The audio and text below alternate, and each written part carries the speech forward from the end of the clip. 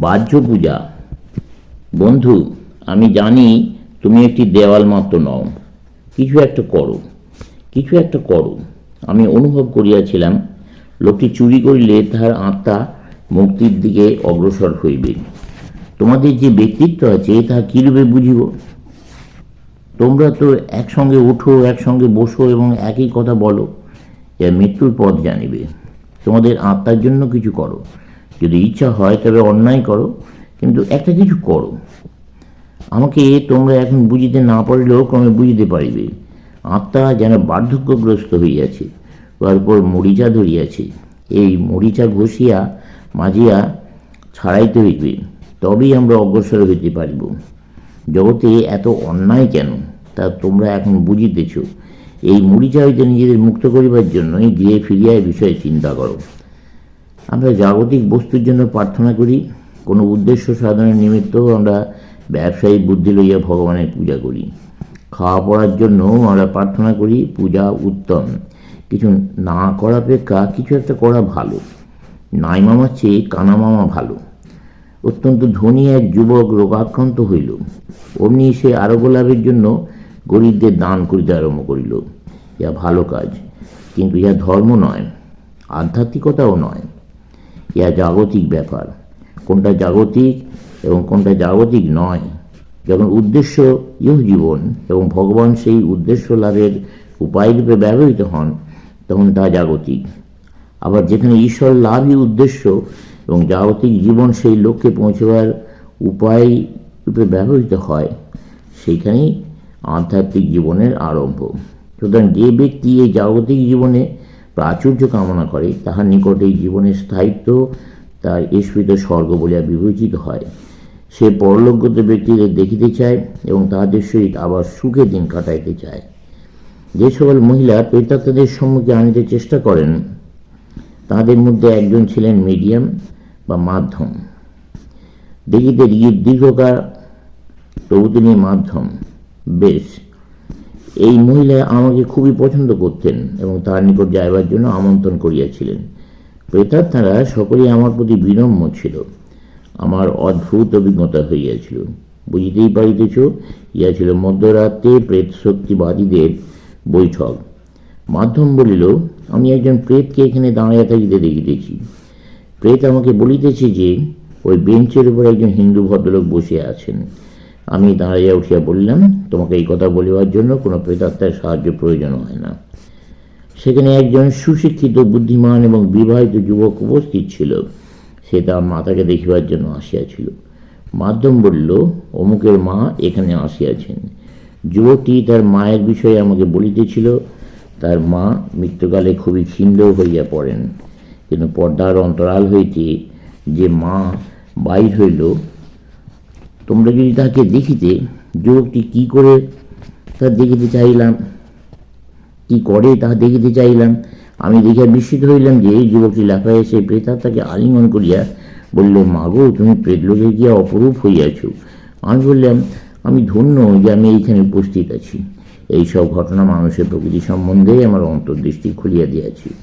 বাহ্য উপাসনার প্রসঙ্গে আবার বলি, ইহজীবন এবং জাগতিক সুখের লক্ষ্যে উপনীত হইবার জন্য ঈশ্বরকে উপাসনা করা অতি নিম্ন স্তরের পূজা।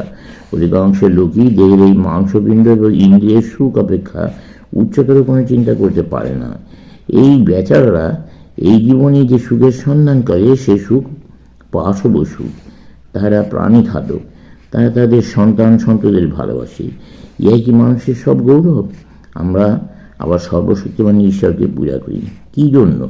কেবল এইসব জাগতিক বস্তু পাইবার জন্য এবং সর্বদা উইলকে রক্ষা করিবার জন্য।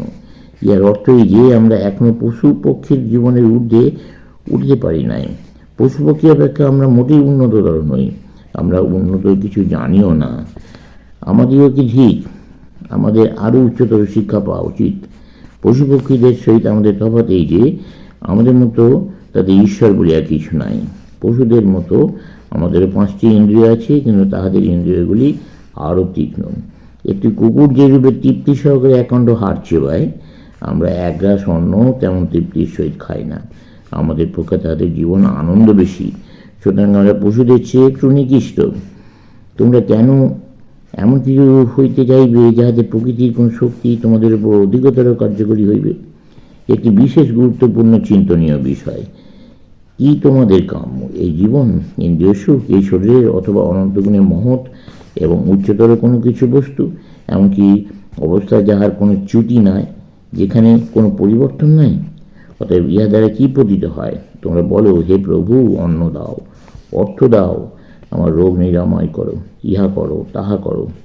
যখনই তোমরা এই রূপে প্রার্থনা করো, তখনই আমি জড় বস্তু, জগৎই আমার লক্ষ্য, এইভাবে নিজেদের সম্মোহিত করিয়া থাকো।